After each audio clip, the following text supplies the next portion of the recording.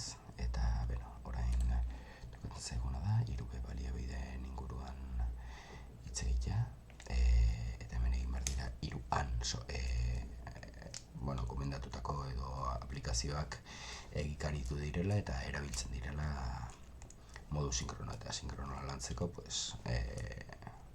txertatu direla. Vale, hasten gea lehenengo WhatsApp taldearekin. Vale.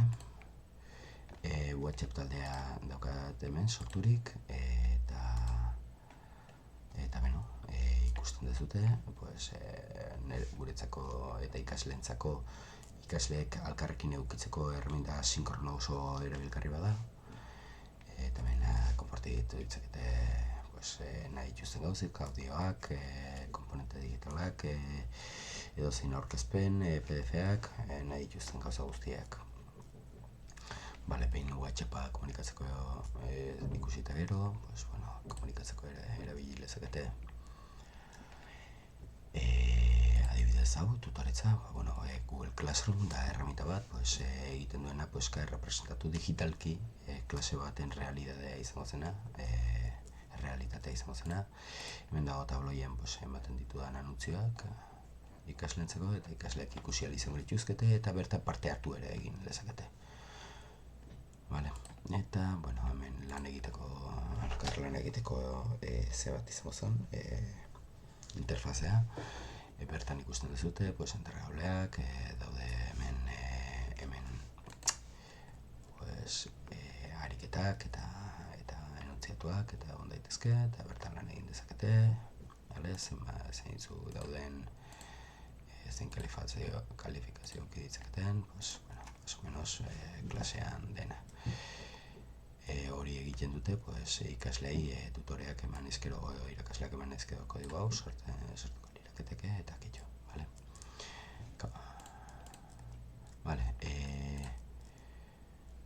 hemen Google Documentseko zeak sortu aldituko, dokumentu ze Google, eta dokumentan blanko desde plantilla, sartzen dugu, hemen kaixo idazten dugu, hemen beste ikasle bat beste batekin momentu berean lanean aritu litezkete, eta adibidez ere, asignatura bat, konpartitu dezakete karpeta bat, behaien lanak eta konpartitzeko, etxuko lanetarako, zerbazetarako, konpartirri eman, eta hemen jarriaz behar dituzten ikasleen izena bizenak eta taldean sartuaz.